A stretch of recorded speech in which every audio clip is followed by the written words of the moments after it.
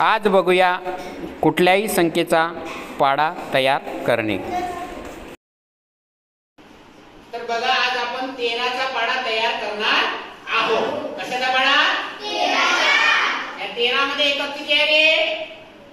3। एकक किती आहे? 3 आणि दशक किती आहे? 1। किती आहे? 1। आता सगळ्यांना 3 चा पाढा येतो? म्हणा बरं।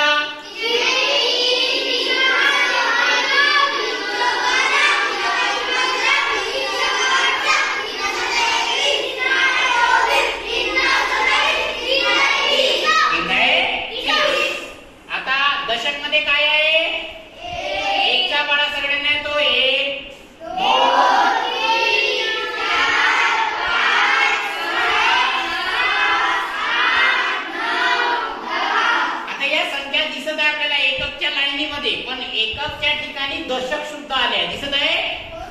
आणि या दशकच्या लाईनीमध्ये बघा, दशक आहे पण हा शतक आहे की नाही? याला काय म्हणायचं? एकक। काय म्हणायचं रे?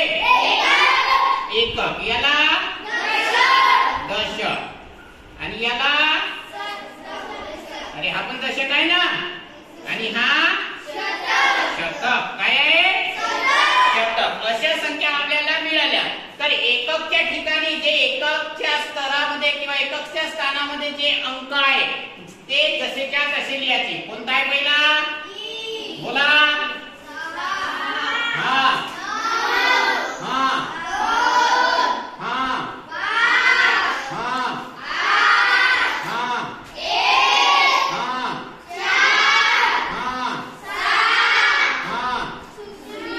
Very good. एवढं झालं लिहून?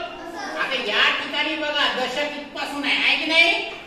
आणि हे पूर्ण दशकची लाईन आहे। यांची काय करायची? बेरीज। काय करायची? बेरीज। आता या ठिकाणी दशक आहे का? या ठिकाणी काही दशक आहे का? नाही। म्हणून 1 अधिक 0 बरोबर 2 अधिक 0 बरोबर 3 अधिक 0 बरोबर 4 अधिक 1 बरोबर अरे 4 अधिक 1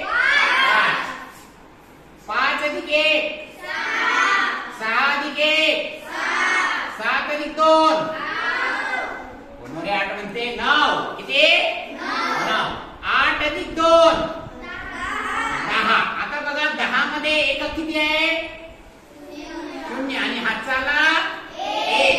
आता बघा, 9 अधिक 2 9 अधिक 2 11शी हातचाला 1। आता बघा, इथं दशक 3 आहे आणि इथं किती आहे? 0। 0 अधिक 3 3। आता शतकची लाईन बघा, इथं किती आहे? म्हणून इथं 1 येईल। इथं किती आहे? 1 आणि हा उरलेला 1। अशा प्रकारे आपल्याला पूर्ण 13 चा पाढा तयार करता येणार। ओके।